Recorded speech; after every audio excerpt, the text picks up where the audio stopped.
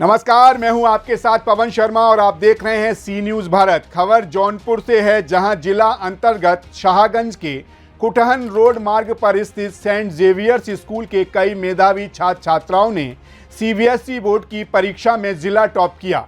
छात्रों की इस उपलब्धि का श्रेय कहीं ना कहीं स्कूल के प्रधानाचार्य संदीप सिंह को जाता है। ऐसे में आइए जानते हैं छात्रों की उपलब्धि को लेकर हमारे संवाददाता दीपक सिंह ने सेंट जेवियर्स के प्रधानाचार्य संदीप सिंह से बातचीत की तो उन्होंने क्या कुछ कहा।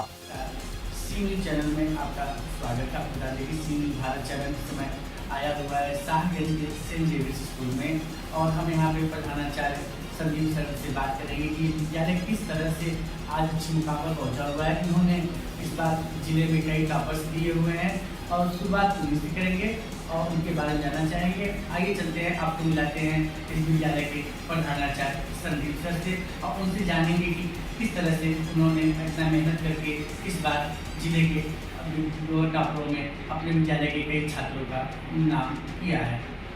आइए सर, आपका सी न्यूज़ भारत में स्वागत है। और सर, हम जानना चाहेंगे कि इस बार का जो रिजल्ट आया हुआ है उसमें आपके कई छात्र जो जिले में टॉप किए हैं, क्या कहना चाहेंगे आप? सर्वप्रथम तो दीपक जी आपका और सी न्यूज़ का अभिनंदन, हार्दिक स्वागत। और जैसा कि आपने प्रश्न जो उठाया कि टॉपर्स विद्यालय ने इस बार गत 2 वर्षों से लगातार विद्यालय टॉपर्स दे रहा है, डिस्ट्रिक्ट टॉपर्स दे रहा है और बच्चों की ही मेहनत है, टीम का भी सहयोग बहुत ज़्यादा है।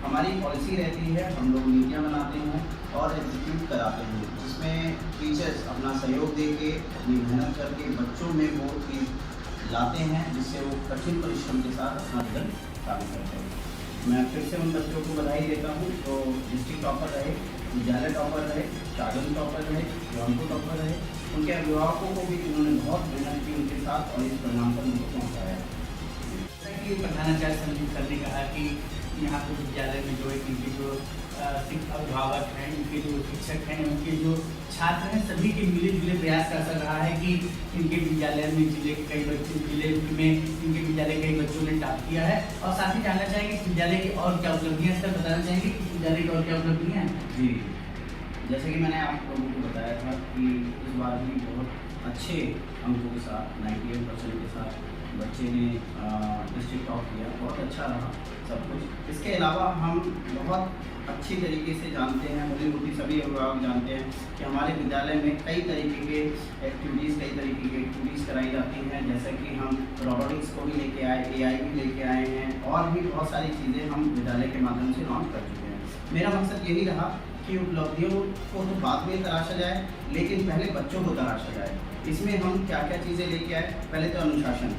विद्यालय में गत 3 वर्षों से बहुत ही ज़्यादा नियमित रूप से अनुशासन मेंटेन किया गया है और बच्चे उस अनुशासन के द्वारा अच्छी शिक्षा ग्रहण कर पा रहे हैं। फिर एकेडमिक्स का नंबर आता है, हमने एकेडमिक्स में भी बहुत ही अच्छे आयाम दिए। बच्चा टॉपर बने ना बने, लेकिन उसको नॉलेज बहुत ज़्यादा होती चली जा रही है। प्रैक्टिकली बच्चा सीख रहा है, जान रहा है, देख रहा है। मेरी खुशी इसी में ही है। मुझे टॉपर्स की खुशी तो है ही है, साथ ही साथ इससे ज़्यादा खुशी मेरे को ये होती है कि जो बच्चा अगर 1-2% से आगे पीछे भी है, उसको भी बहुत ज़्यादा प्रैक्टिकल नॉलेज होती चली जा रही है। विषय का ज्ञान होना बहुत ज़रूरी है, ये हमारी उपलब्धि रही है। अभिभावक भी बहुत ज़्यादा खुश हैं हमारे अनुशासन से और एकेडमिक से। यहाँ पे तीसरी अचीवमेंट मैं बताना चाहूँगा कि पेरेंट्स कोई भी खुश मतलब इस तरीके से नाखुश नहीं है और अपनी खुशी जाहिर करते हैं किस रूप में कि उनको प्रधानाचार्य से मिलने का मौका मिलता है, मुझसे बात करने का मौका मिलता है, अपनी शिकायत दर्ज कराने का भी मौका मिलता है, अपनी बात रखने का मौका मिलता है। ये बहुत ही अच्छी चीज़ें हैं जो कि उनको एक सेटिस्फेक्शन मिलती है कि हमारी बात सुनी जा रही है। कई विद्यालयों का नाम लेते हुए अभिभावक यहाँ बोलते भी हैं कि सर वहाँ तो ऐसे होता था, वहाँ तो ऐसे होता था। मैंने कहा कि किसी की निंदा ना करके हम अपने सिस्टम को सही करें। मेरा सर्वप्रथम कर्तव्य ये है कि बच्चों की शिक्षा उच्चतम आयाम पे रहे और दूसरा अभिभावकों की जो भी कंप्लेंट हैं, जो भी शिकायतें हैं, उसको दर्ज कराते हैं, उसको सॉल्यूशन हम दें। ये विद्यालय की उपलब्धियाँ रही हैं।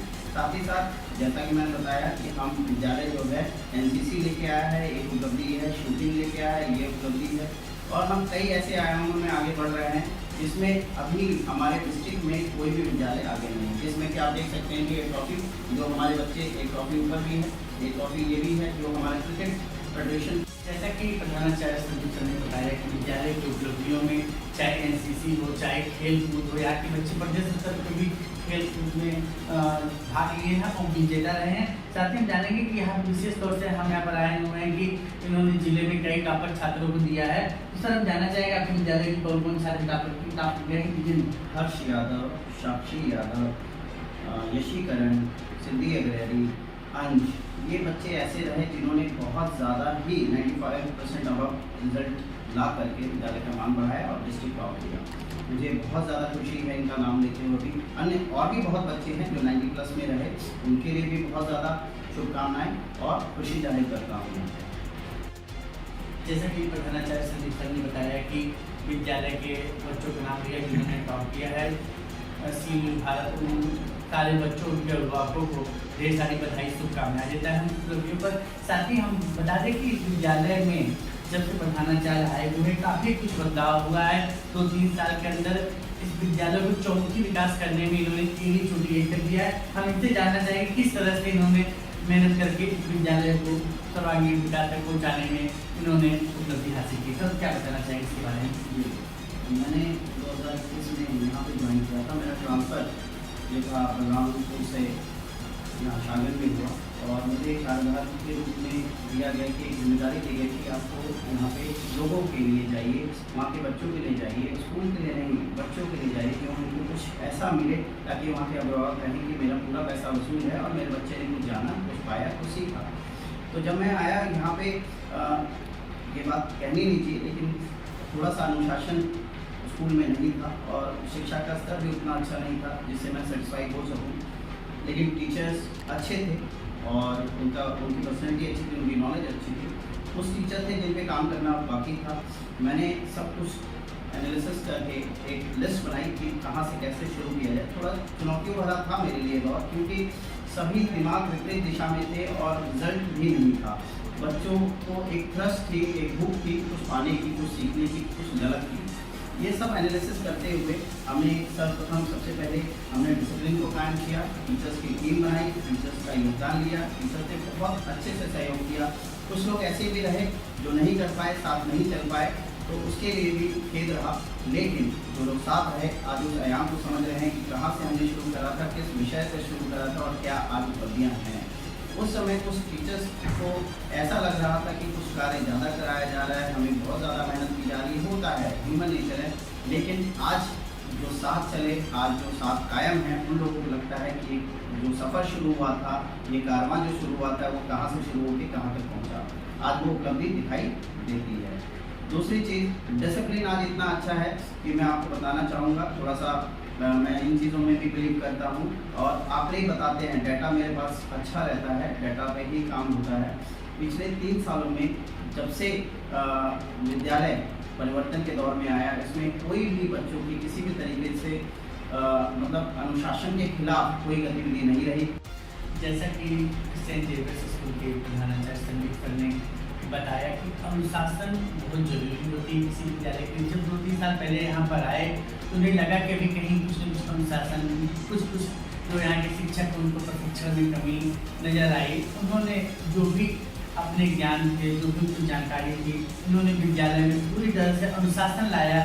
साथ ही यहाँ के शिक्षकों को प्रशिक्षित किया, अभिभावकों को प्रशिक्षित किया। उन्होंने अभिभावकों से अपील की कि विद्यालय में आप आते रहिए, अपने छात्रों के बारे में जानकारी हासिल करिए। हम अभिभावक शिक्षक मिल के विद्यालय में बच्चों की सर्वांगीण विकास कर सकते हैं, उनकी शिक्षा को और बेहतर बना सकते हैं, किस तरह से वो अपने कैरियर को आगे बढ़ाएं। और काफ़ी हद तक वह कामयाब भी रहे हैं। लेकिन थोड़ा सा इनके बारे में हम जानना चाहेंगे कि सर आप इस चैरिटी क्षेत्र में आए हुए हैं तो किस तरह संघर्ष करते आए हुए हैं, क्या कहना चाहेंगे आप इस क्षेत्र को लेकर, किस तरह से आप कामयाबी पाए? संघर्ष ज़्यादा तो नहीं रहा दीपक, लेकिन फिर भी कुछ बिंदु ऐसे हैं। मैं सर्वप्रथम मैं ये बताना चाहूँगा, मेरा जन्म स्थान गोरखपुर दरगाह रहा और वहाँ से 6 महीने के बाद ही अपने माता पिता के द्वारा मैं शिफ्ट कर दिया गया, उन्हीं के साथ रहने लगा दिल्ली में, जो कि मेरे माता पिता पहले से ही दिल्ली में ही रहते थे। और दिल्ली में ही उन्होंने मुझे शिक्षा दीक्षा पूरी कराई। विद्या भारती स्कूल सेक्टर 15 रोहिणी दिल्ली में है, वहीं से मेरी स्कूलिंग हुई और DU नॉर्थ कैंपस से मैंने अपना ग्रेजुएशन, पोस्ट ग्रेजुएशन किया। साथ ही साथ मैं वहाँ पे प्रेरणा का स्रोत पाता था, तो नॉर्थ कैंपस के बगल में ही फर्जी नगर एक इलाका है, वहाँ से सिविल सर्विसेज की तैयारी करने वाले बच्चे बहुत ही ज़्यादा मिलते जुलते रहते थे। DU के भी बहुत बच्चे जो प्रिपरेशन करते थे, उनको कहीं ना कहीं देख के मैं प्रेरित होता था सिविल सर्विसेज के लिए। हालांकि प्रिपरेशन की और अच्छी अचीवमेंट्स भी ली, मेंस भी लिखे 2 बारी, लेकिन इंटरव्यू जो अब हर कोई यही बात कहता है, इसलिए बहुत ज़्यादा जिक्र नहीं करना उचित है। 2010-2011 बैच में बहुत अच्छे रिजल्ट्स के साथ चीज़ों को मैंने पाया, लेकिन इंटरव्यू में मेरी 2 कमियाँ ऐसी थी जिसमें मैं कार्य नहीं कर पा रहा था या मुझे नहीं पता था, उस समय मैं एनालिसिस नहीं कर पा रहा था। लेकिन जो 2 कमियाँ थी अब मुझे बहुत अच्छे से पता है और जिनको मैंने दूर किया और इस क्षेत्र में आके मैंने बहुत अच्छे आयाम हासिल किए। वो 2 कमियाँ मेरी ये थी, बहुत एग्रेसिव रहता था, टेम्परामेंट मेरा बहुत ज़्यादा इतना एग्रेसिव रहता था कि मैं किसी भी चीज़ को बहुत अच्छे से सोच समझ के डिसीजन नहीं ले पाता था, ये पहली कमी। दूसरा, इगोइस्टिक नेचर, मुझे सब कुछ आता है, मैं खुद सब कुछ जानता हूँ, ये नेचर जो है बहुत नेगेटिव है, इसको नहीं धारण करना चाहिए, जो उस समय मेरे पास था, जिसकी वजह से मैंने बहुत ज़्यादा अपनी लाइफ में फेलियर्स देखे। लेकिन अब जब से मुझे ये डिप्रेशन, रिजल्ट के बाद जब मैं डिप्रेशन में गया, उससे मुझे समझ में आया कि मैंने अपने ऊपर ही बहुत मंथन किया। जैसा कि सेंट जेवियर्स स्कूल पर साबित में स्थित है, इस आचार्य संयुक्त सर ने अपने जीवन में किस तरह से संघर्ष करके आज उपलब्धि हासिल की है, अपने अनुभव को साझा किया है। तो जब जाहिर सी बात है, किसी की कामयाबी के पीछे उसके परिवार की महत्वपूर्ण भूमिका होती है, चाहे वो माता पिता हों, चाहे वो बच्चे हों, चाहे वो पत्नी हों। तो जाहिर सी बात है, जो उपलब्धियाँ हैं उनका महत्वपूर्ण योगदान और आपको मानते हैं किसी को। तो सर, हम अपने दर्शकों को जो है कि थोड़ा सा बताना चाहेंगे और जानना चाहेंगे आपसे कि अपने परिवार के बारे में आप क्या कहना चाहेंगे। मैं बताना चाहूँगा, मेरे माता पिता, पूजनीय माता पिता, जिनके योगदान से आज मैं इस उपलब्धि तक पहुँचा हूँ। सर्वप्रथम तो मेरी माँ का सबसे पहले योगदान रहा, मैं थोड़ा भावुक हो रहा हूँ इन सब चीज़ों को जानते हुए। उन्होंने मुझे एक अच्छे स्कूल में पढ़ाया, जो कि बच्चा चाहते हुए भी नहीं कर सकता है। जब तक माँ बाप ना चाहें तब तक एक अच्छा स्कूल का चुनाव माँ बाप ही करते हैं। और उन्होंने मुझे एक अच्छा स्कूल दिया जिसमें मैं बहुत अच्छा ग्रो करा, बहुत अच्छी एजुकेशन रही और अच्छे एजुकेशन की वजह से ही आज मैं यहाँ तक पहुँचा हूँ। उनका वो निर्णय बहुत अच्छा रहा कि मुझे किस स्कूल में भेजना है, किस स्कूल में नहीं। तो ये माता पिता ही एक सर्वप्रथम एक ऐसे व्यक्ति होते हैं जो आपको पहली सीढ़ी चढ़ाते हैं। साथ ही साथ उन्होंने मुझे चैलेंजेस से लड़ना सिखाया, थोड़ा सा अभाव में रखा, हर चीज़ को अच्छे से इजीली तरीके से बहुत आराम से नहीं पहुंचाया मेरे तक। उन्होंने कहीं ना कहीं उस कठिनाइयों को जाहिर किया था सब कुछ। मेरे पिताजी कॉन्ट्रैक्टर हैं और कॉन्ट्रैक्टर अपने जीवन काल में रहे, अच्छा अर्निंग का सोर्स था उनके पास, अच्छी सारी चीज़ें थी, लेकिन कभी भी वो जानते थे बच्चों की परवरिश कैसे करनी है। मेरी माता को ये बहुत अच्छे से पता था, मेरी माँ को ये बहुत अच्छे से पता था कि अगर हम लग्जरियस लाइफ बच्चों को देते चले जाएंगे तो बच्चे हो सकता है कि कठिनाइयों के दौर में डगमगा जाएँ और जीवन का जो एक कठिनाइयों का सफ़र होता है वो तय ना कर पाएँ, टूट जाएँ। तो कहीं ना कहीं उन्होंने मुझे सिखाया कि कैसे हम ज़िंदगी की चुनौतियों से लड़ें और कैसे आगे बढ़ें। हम किसी के दिए हुए चीज़ों पे ना चलें, हम किसी चीज़ को हासिल करने में या उसको हक से लेने में मतलब अपना निर्णय रखें और अपने तेवर उसी हिसाब से रखें जो कि हमें वो चीज़ मिले ही मिले। अगर हम ये सोचते हैं कि कोई भी चीज़ आराम से मिल जाए तो वो ये समझ लीजिए कि आपके लिए कुछ ना कुछ नेगेटिव चीज़ें आ रही हैं और आप ज़िंदगी को अच्छे से नहीं समझ पा रहे हैं। तो ये योगदान उनके साथ रहा। मेरे एक ब्रदर भी हैं प्रदीप, जो कि अपोलो में फार्मासिस्ट हैं और आज वो बहुत ही अच्छे आयाम पे चलते चले जा रहे हैं। साथ ही साथ मेरी एक सिस्टर है जिन्होंने BTech IT किया है, उनका वो भी टीचिंग प्रोफेशन उन्होंने भी चूज़ किया, बहुत अच्छे से वो भी कार्यकाल में है। आज सी भारत चैनल पर सेंट जेवियर्स स्कूल के शामिल हुए, उनके प्रधानाचार्य संदीप सर से खास बातचीत चल रही है। उस दौरान उन्होंने बताया कि आज उनकी कामयाबी की प्रेरणा तो उनकी माँ है, उनके पिता हैं, साथ ही पूरे परिवार ने कहीं न कहीं उनको कामयाब होने में अपनी अपनी भूमिका निभाई है, चाहे भाई हो, चाहे बहन हो, चाहे उनके जो है दादाजी हो। उन्होंने उनकी भूमिकाओं के बारे में चर्चा पर चर्चा की और निश्चित तौर पर जो है प्रेरणा लेने वाली बात है, जब तक पूरा परिवार का सहयोग नहीं मिलता तब तक कोई भी इंसान कामयाबी पर नहीं पहुंच सकता। लेकिन इसके बाद भी आगे परिवार होता है, धर्मपत्नी होती है, बच्चे होते हैं। जाहिर सी बात है वो आदमी तभी कामयाब हो पाता है कि जब वो बच्चे, वो पत्नी कहीं कहीं कुछ त्याग करती हैं, अपनी खुशियों का त्याग करती हैं, अपनी आवश्यकताओं का त्याग करती हैं। उनको समय देती हैं कि आप कुछ बेहतर कर सकें, तब आदमी बेहतर करता है। तो सर आपकी क्या भूमिका रहेगी, आप अपने धर्मपत्नी या बच्चों के बारे में क्या कहना चाहेंगे? मेरी शादी 2015 में हुई और इसी के साथ ही एक ऐसे व्यक्ति की एंट्री मेरी लाइफ में होती है जो भी लाइफ पार्टनर के रूप में जाना जाता है, माधुरी सिंह, जिन्होंने बहुत ही योगदान दिया, आज भी योगदान दे रही हैं। मैं सराहना करूँगा उनकी। उन्होंने किसी भी मैं पूरा का पूरा समय, ज़्यादातर समय स्कूल विद्यालय में देता हूँ, स्कूल प्रशासन में देता हूँ। उन्होंने आज तक कभी कुछ नहीं कहा कि आप घर परिवार के लिए भी समय निकालिए, आप हमें घूमने क्यों नहीं ले जाते हैं, हमें परिवार का संडे चाहिए, हमें फैमिली मेम्बर्स का टाइम चाहिए। नहीं, वो जानती हैं, उन्होंने इस चीज़ को समझा और कहीं ना कहीं उनसे भी मैंने कहीं ना कहीं चीज़ें सीखी हैं। जैसे एक छोटी सी घटना मैं बताना चाहूँगा कि जब शादी के बाद हम लोग कहीं जा रहे थे और शॉर्ट डिस्टेंस में हर कोई करता है, एक तो ह्यूमन नेचर है कि मैं गाड़ी के शीशे मैंने उतार दिए थे और एसी ऑन नहीं किया था। एक छोटी सी घटना जिसने मेरी लाइफ को भी चेंज करने में बहुत बड़ा योगदान दिया, इसलिए मैं जिक्र कर रहा हूँ कि कहाँ से आदमी सीखता है। तो शीशे उतार दिए थे, एसी नहीं चला रहे थे कि कहीं ना कहीं एक लगता है मीडियोकर फैमिली में एक होते कि एसी चलाना ज़्यादा फ्यूल कंजप्शन होता है, कुछ ऐसा। लेकिन मैं आपको बताना चाहूँगा कि उस घटना में मेरी वाइफ ने ये योगदान दिया, उन्होंने तुरंत रोका मुझे कि आप गाड़ी के शीशे उतार के एसी बंद करके अगर चल रहे हैं तो आपको गाड़ी से चलने का कोई हक नहीं है। क्या फ़ायदा आपको कार से चलने से, बढ़िया बाइक से चलिए। तो कहीं ना कहीं उन्होंने वो स्ट्राइक किया कि हमें चीज़ों को बचाने के सोच में नहीं रखना चाहिए, हमें कहीं ना कहीं अपनी इनकम, अपनी अर्निंग को बढ़ाना चाहिए ताकि हम उन फैसिलिटीज़ को बहुत अच्छे से ग्रहण कर सकें जिसको हम डिज़र्व करते हैं। तो एक अच्छी सोच के साथ वो आई और उन्होंने कहीं ना कहीं मेरी लाइफ में दिशा निर्देश इस तरीके से बनाया कि हम ऊंचे आयामों को पाएँ, ना कि जहाँ हैं उसी से ही हर सिचुएशन में कॉम्प्रोमाइज़ करना सीखें। जैसा कि सेंट जेवियर्स स्कूल के प्रिंसिपल संदीप सर ने अपने परिवार के बारे में बताते हुए कहा कि धर्मपत्नी उनके बच्चे पूरी तरह से कॉपरेट माइंड हैं, पूरी तरह से उनका सहयोग करते हैं, जिसके वजह से ये अपना पूरा समय विद्यालय को सर्वांगीण विकास में देते हैं। और इनकी बच्ची और इनकी धर्मपत्नी दोनों ही इनके आगे बढ़ने में महत्वपूर्ण भूमिका निभाती हैं, पूर्ण सहयोग कर रही हैं।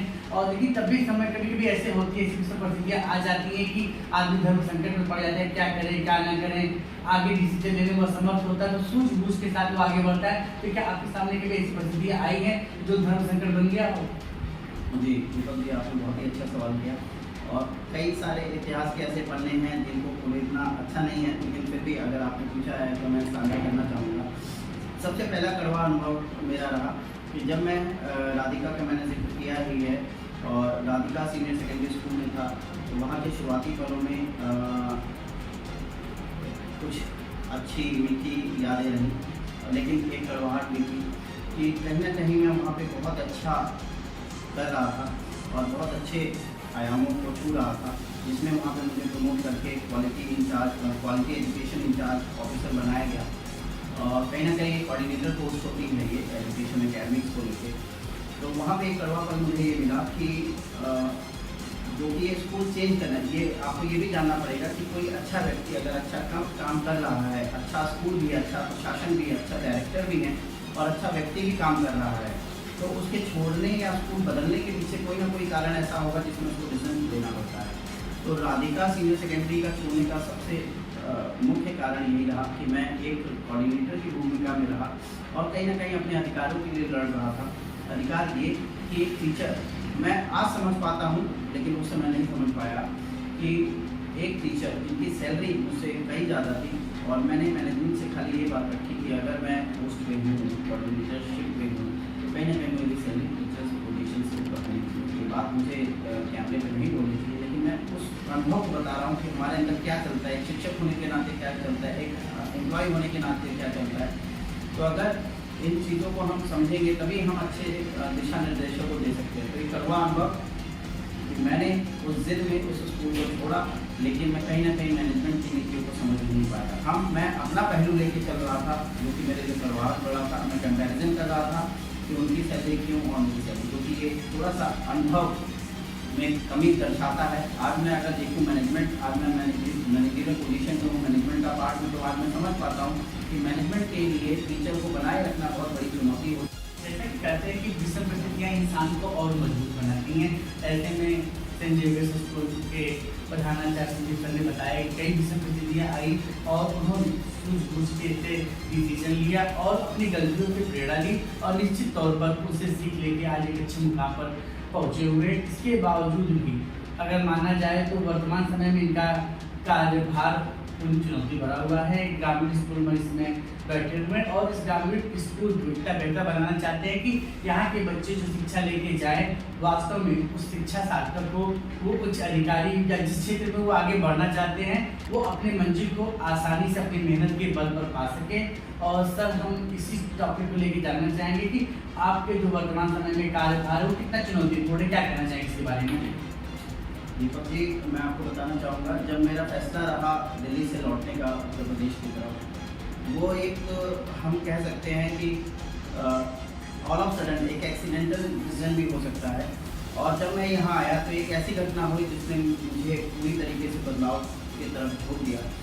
इसमें मैंने जब देखा कि एक वार्तालाप हमारे सगे संबंधियों में हो रही थी, उसमें एक बात किसी ने प्रश्न उठाया कि आप इतने पढ़े लिखे हैं, ये बातों ही बातों में आया कि आप दिल्ली से वापस आए, अच्छा किया। मैंने उनसे सीधा सवाल जवाब किया इसमें अच्छा क्या है, क्योंकि मैं उस समय नेगेटिविटी से भरा हुआ था।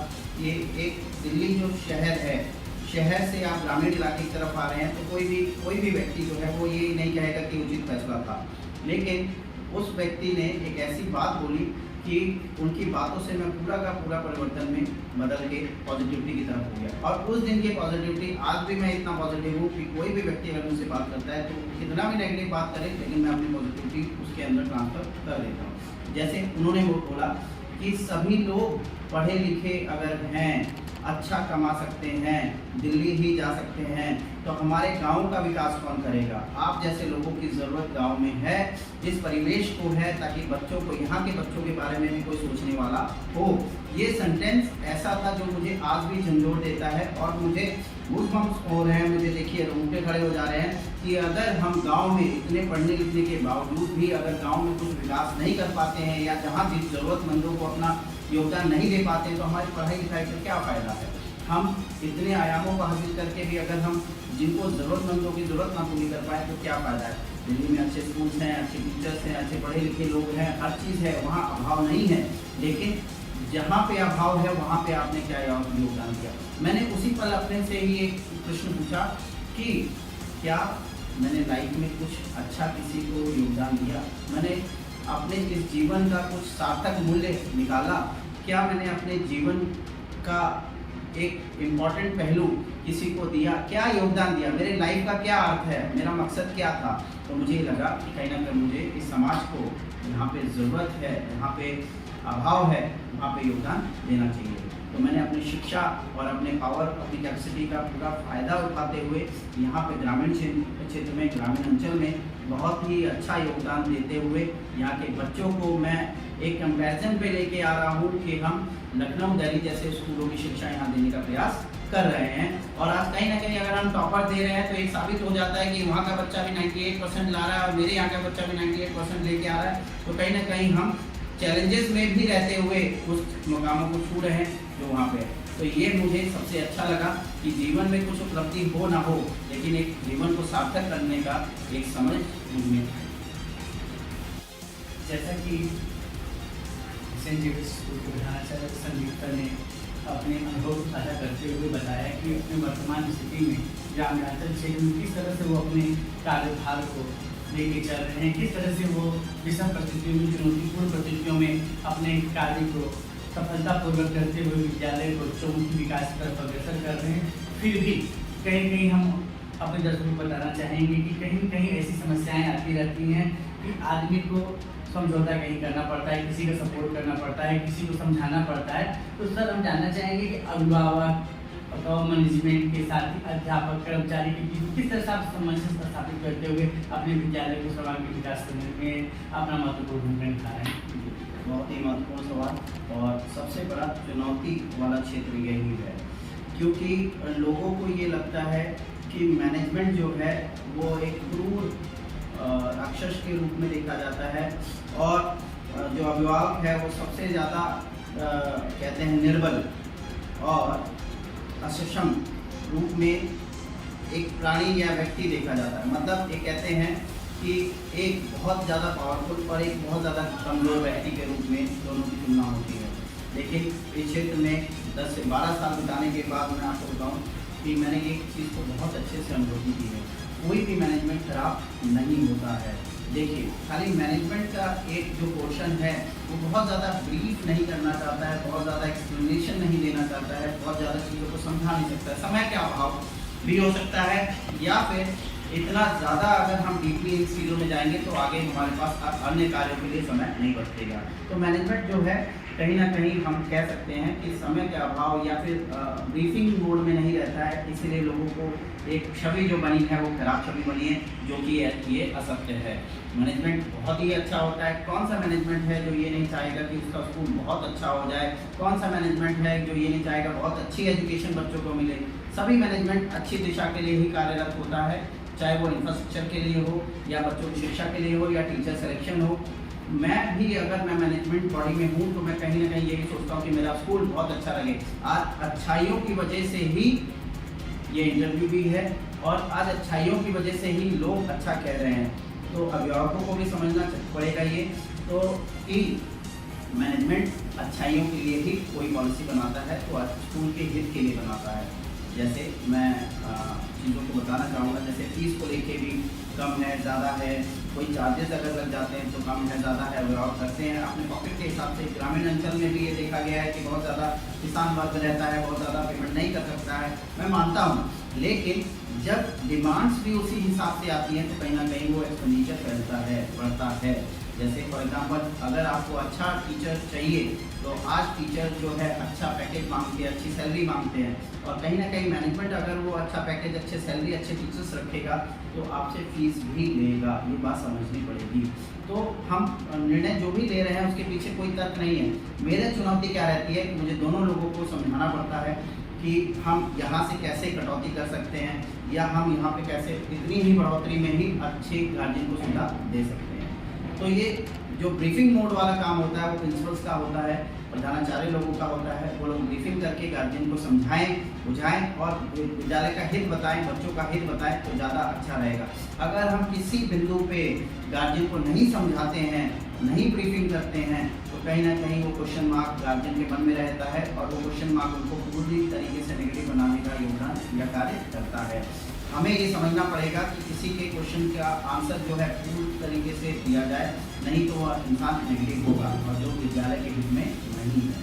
और अपनी पॉलिसी समझाइए। मैनेजमेंट को टाइम नहीं है तो प्रधानाचार्य ज़रूर समझाएं कि क्या है, क्यों है, कैसे है। अगर लगता है कि मैनेजमेंट से कुछ रिक्वेस्ट करके हमें पॉलिसी में बदलाव करना चाहिए तो वो भी एक प्रस्तावित मोड में रह के मैनेजमेंट से भी बात करनी चाहिए। तो ये बहुत बड़ी भूमिका है कि मैनेजमेंट और गार्जियन के बीच में एक कोऑर्डिनेशन बनाना, उनको समझाना। तो ये बहुत अच्छी चीज़ है। मैं अभिभावकों से कहूँगा चीज़ों को समझें, आएँ, बैठें। हर प्रधानाचार्य अपने कार्य क्षेत्र में हर चीज़ जानता है, कहाँ पे कौन सा बिंदु अटक सकता है, तो उसको थोड़ा सा ईजी बनाएं। जैसा कि अभी हमारी सदस्य से बातचीत हो रही है, उन्होंने बताया कि अभिभावक और मैनेजमेंट के साथ ही साथ बच्चों, टीचर और कर्मचारियों में आपस में सामंजस्य बैठाना बहुत चुनौतीपूर्ण होता है। सभी की भावनाओं पर कदर करना होता है और साथ ही साथ प्रयास करता है कि किसी का दिल न दुखे, वो बातों को समझे और पूरी तरह से विद्यालय को आगे बढ़ने में अपना अमूल्य सहयोग प्रदान करें। और कहीं न कहीं इसके साथ अगर जोड़ा जाए तो आदमी का पहनावा, आदमी की बोली भाषा भी कहीं कहीं मायने रखती है विद्यालय परिवार की एक अलग पहचान देने में। तो सर आप इसमें क्या कहना चाहेंगे? साथ और साथ को देखा गया कि आप मेंटेन होकर आते हैं और हमेशा अपने टीचर्स और स्टाफ को बोलते हैं कि आपका पहनावा, आपकी बोली की विद्यालय के परिवार की पहचान है। क्या कहेंगे इसको लेके? बहुत ही इम्पोर्टेंट बिंदु है ये भी। मैं आपको बताना चाहूँगा कि मैंने हमेशा जैसे कि मेरे एजुकेशन के बारे में बताऊँ, मैंने बीकॉम फिर जाके MA इन इकोनॉमिक्स और MBA भी किया है।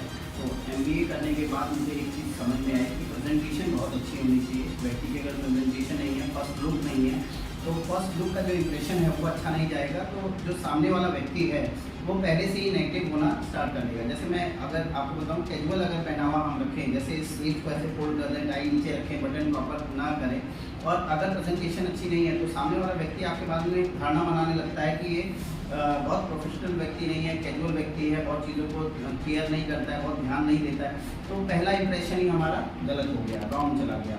तो इसीलिए हमारी प्रेजेंटेशन बहुत अच्छी होनी चाहिए। इसके लिए भी मैंने इस पर बहुत ज़्यादा काम किया, अपने ऊपर काम किया। फिर जाके मैंने विद्यालय, जो मेरा एक परिवार है, जो मेरा टीचिंग स्टाफ है, जो मेरा स्टूडेंट हैं, जितने भी लोग जो परिवार से जुड़े हुए हैं, उनको तो सिखाया ही सिखाया। खाली एकेडमिक्स का रिजल्ट ही लाना बहुत बड़ी चीज़ नहीं है, उसके अलावा हम और चीज़ों को सिखा पाएँ, समाज में दे पाएँ, अभिभावकों में परिवर्तन ला पाएँ, ये भी एक बहुत बड़ा चुनौती का बिंदु होता है।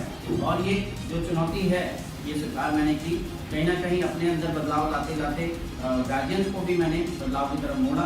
आज मेरा सबसे पहला बिंदु, कई गार्जियंस को कई स्कूल्स में मैंने देखा बहुत कैजुअली लोअर में ही आ जाते हैं, हाफ पैंट्स में ही फीस डिपॉजिट करने आ जाते हैं, बात करने आ जाते थे। तो इन सबको जब हम खुद कैजुअल नहीं रहेंगे तो सामने वाले में भी ये जाएगा कि नहीं, हमें अच्छे से जाना है। और कहीं ना कहीं अगर विद्यालय का guardian, student, teacher, principal, management अगर अच्छे से अपने आप को रिप्रेजेंट कर रहा है, प्रेजेंटेशन में है, तो कहीं ना कहीं वो एक पहचान बन जाती है, अनुभव बन जाता है कि नहीं, ये लग रहा है सेंट जेवियर का टीचर है, लग रहा है सेंट जेवियर का ये कोई गार्जियन है जो अच्छे इम्पैक्टफुल प्रेजेंटेशन में है। तो इसका हमें कहीं ना कहीं मार्केटिंग, जो हम कह सकते हैं शब्द, बहुत अच्छी छवि जाती है और एक इम्प्रेशन बनता है कि एक ब्रांड के रूप में उभर के आता है स्कूल। यहाँ का व्यक्ति इस संदर्भ में होगा, और आंखें अगर देख भी लेती है तो दिमाग मानने के लिए तैयार नहीं होगा। दिल दिमाग आपका बिल्कुल, जैसे मान लीजिए कि मेरे को अभी मेरी ये छवि है, अगर मैं कहीं मार्केट में भी जाता हूँ तो भी मैं एक अच्छी पर्सनैलिटी में दिखाई देता हूँ। कभी मैं अगर हाफ पैंट में दिख भी जाऊँ बाय मिस्टेक, तो लोग मुझे मानने के लिए तैयार ही नहीं होंगे कि ये सेंट जेवियर परिवार का हिस्सा है ये व्यक्ति। क्यों? क्योंकि हमने एक ऐसी धारणा, एक ऐसा परिवेश बना लिया है जिसमें लोग अच्छे ही दिखाई देंगे और एक ब्रांड के रूप में दिखाई देंगे। सेंट जेवियर स्कूल के प्रधानाचार्य संदीप सर का कहना है कि उन्होंने जो विद्यालय में आज जो शहर का परिवेश होता है उसको गांव में देने की कोशिश की, क्योंकि गांव में आदमी किस तरह आता है, किस तरह जाता है, क्या कर रहा है, वो खुद को ध्यान नहीं देता।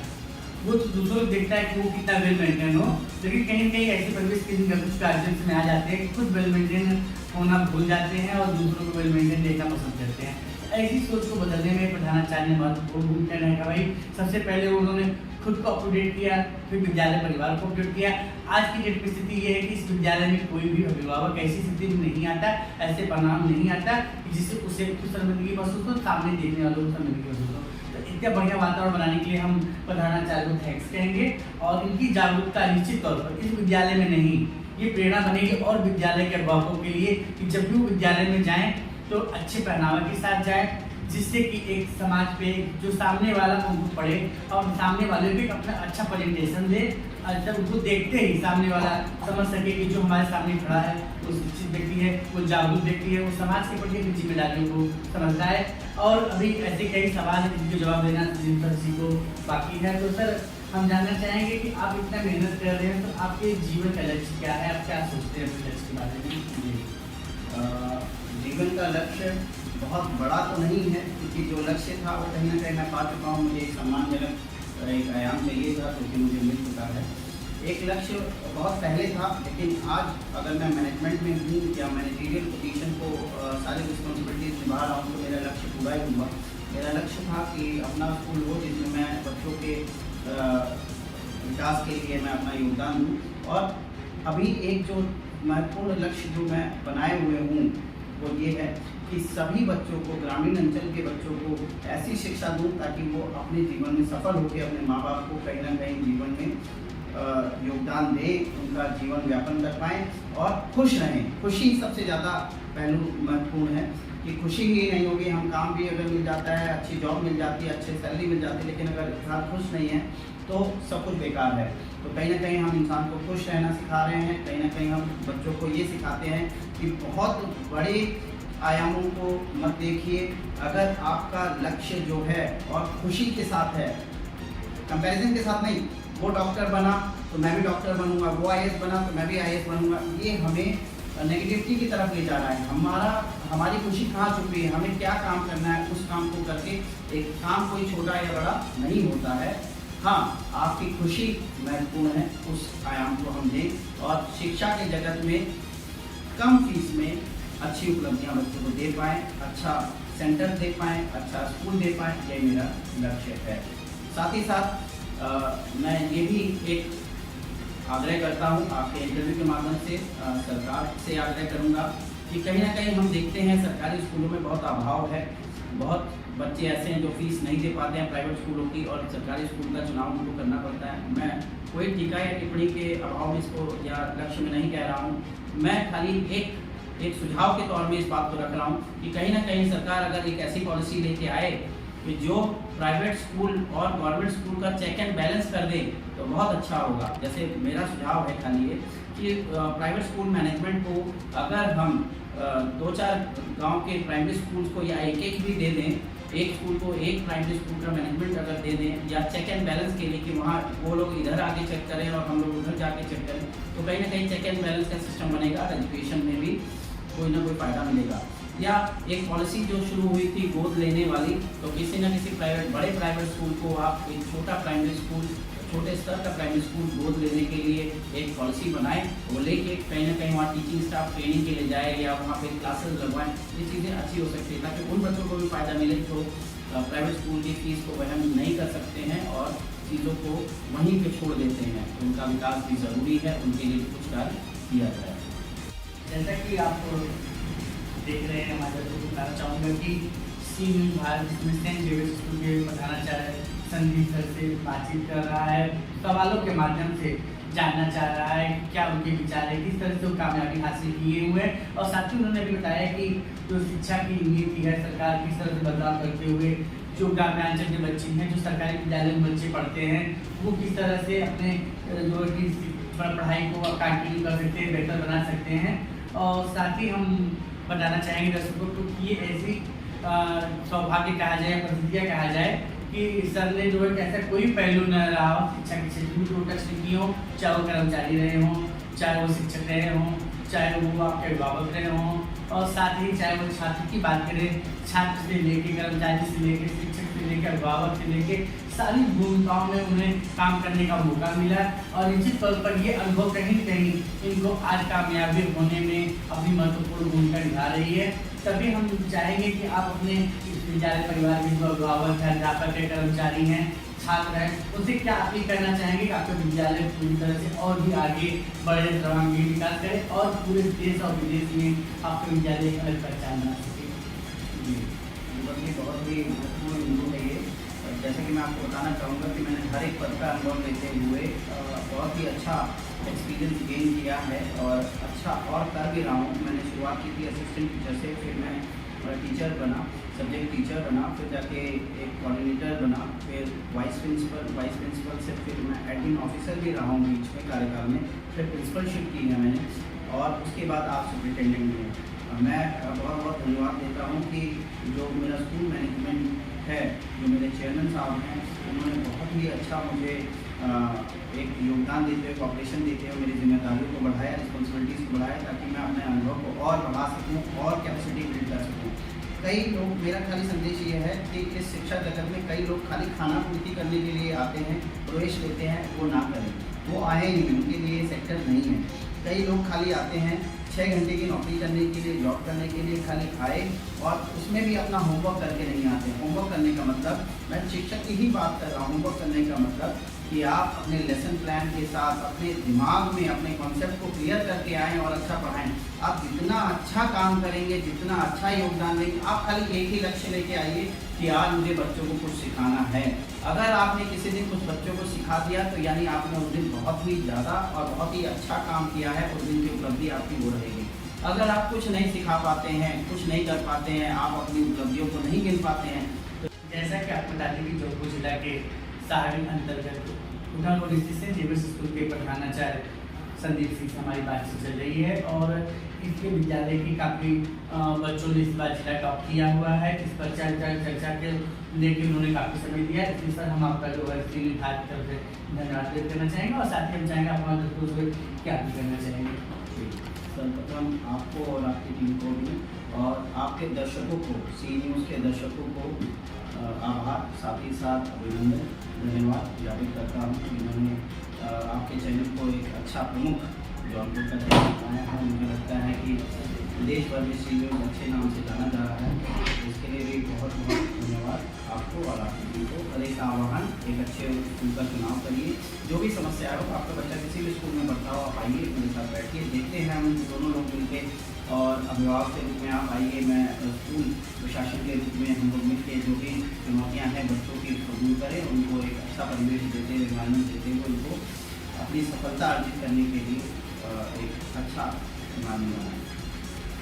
जैसे कि यह बातचीत चल रहा था सेंट जेवियर्स स्कूल जो कि संस्था जो साहगंज में है, कुटहन रोड पर, और जो जिला में पड़ता है।